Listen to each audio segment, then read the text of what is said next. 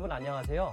매년 새해가 되면 여러 가지 계획 중에서 가장 중요한 것이 나의 은퇴 계획이 아닌가 이런 생각을 해봅니다. 그래서 이번 시간에는요, 여러분들과 함께 주요 통계로 보는 고령 인구의 노후 실태와 시사점을 중심으로 해서 나의 은퇴 계획을 다시 한번 생각해보는 그런 좋은 시간 만들어 보도록 하겠습니다. 네, 저와 함께 가보시죠.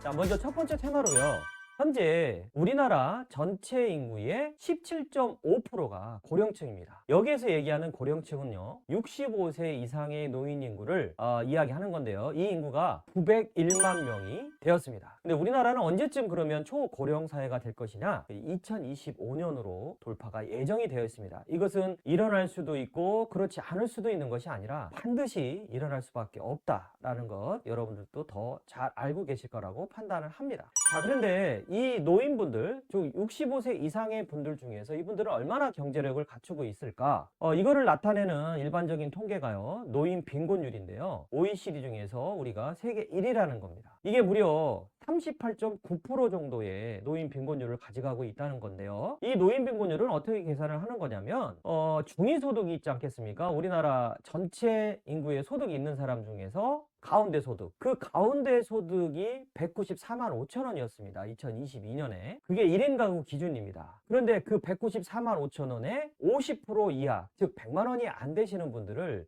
추산을 하면 이게 이제 노인 빈곤율이라 이렇게 표현을 하는데요. 그리고 무엇보다도 더 심각한 것은요, 75세 이상의 인구 중에서는요 52%가 치명적으로 노인 빈곤율에 노출이 되어 있다. 그래서 38.9는 전체 노인이고요, 75세 이상은 52%로 해서 굉장히 이게 치명적인 숫자가 아닐 수 없고요. 세 번째 이야기는요, 우리나라 분들 지금 55세서부터 79세 사이에 있는 분들이 공적연금이든 개인적으로 가입한 사적연금이든 이 월 평균 수령 자체가 있지 않겠습니까? 이게 얼마냐면 69만 원입니다. 여러분들은 지금 얼마 정도를 수령하고 계신가요? 연금 액수는 공적연금, 사적연금을 합한 거예요. 즉 국민연금, 그리고 65세 이상의 소득 하위 70%가 받으시는 기초연금, 거기에다가 개인적으로 준비한 개인연금까지 합산 금액이기 때문에 그렇게 크게 많은 액수라고 보기는 대단히 어렵습니다. 자, 이거를 두 명 부부가 같이 사신다고 기준을 해보면요, 월 138만 원 정도가 소요될 거 아니겠습니까? 138만 원 정도 나오는 이 금액은요, 우리가 일반적으로 국민연금공단에서 이야기하는 은퇴 후의 최소생활비 부부 기준에서 월 216만 원에 약 63% 정도 수준에 머무르고 있기 때문에 굉장히 열악한 상황이다 라고 볼 수가 있겠습니다. 그래서 연금을 수령을 해도 일을 할 수밖에 없지 않겠습니까? 그래서 연금을 수령해도 일을 해야 된다라고 하는 이 연금 수령자 중에서 일을 하는 노인의 비중이 49.7% 정도 된다는 얘기죠.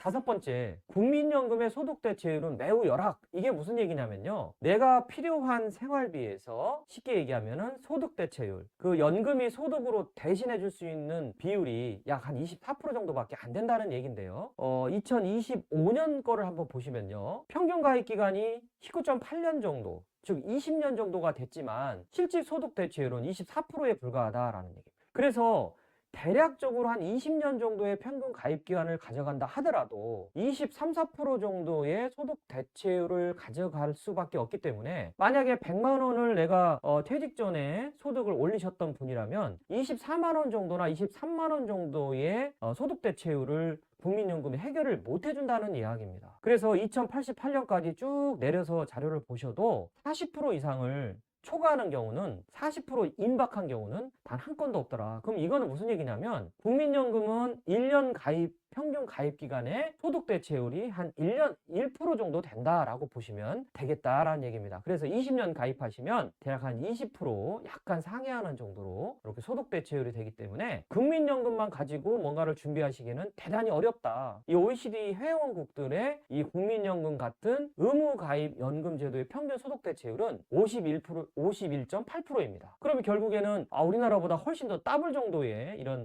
평균 소득 대체율을 국민연금 같은 의무가입 연금 제도가 이렇게 수행하고 있다라는 것을 의미하고 있고요. 한국은 38개국 OECD 국가 중에서 34위에 해당이 되니까 굉장히 낮은 소득 대체율을 보여주고 있다. 그래서 이탈리아나 스페인이나 오스트리아 같은 나라들은요, 소득 대체율이 무려 70% 정도에 육박하기도 한다. 자, 그래서 국민연금만 믿고 있다가는 큰일 나겠다라는 이야기 드립니다. 그래서 이 연금의 소득 대체율이 대단히 중요한 건데요.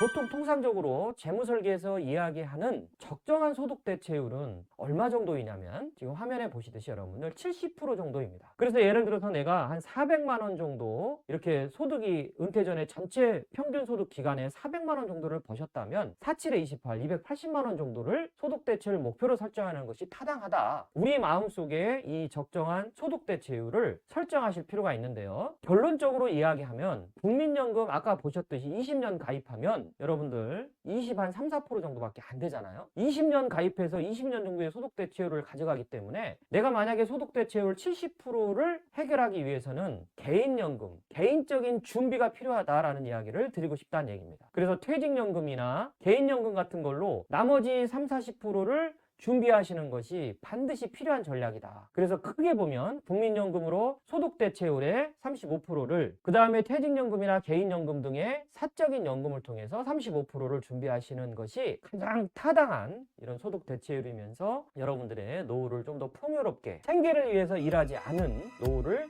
준비할 수 있는 하나의 방법이지 않을까라는 생각을 해봅니다. 저는 그럼 다음 시간에 뵙도록 하겠습니다. 감사합니다.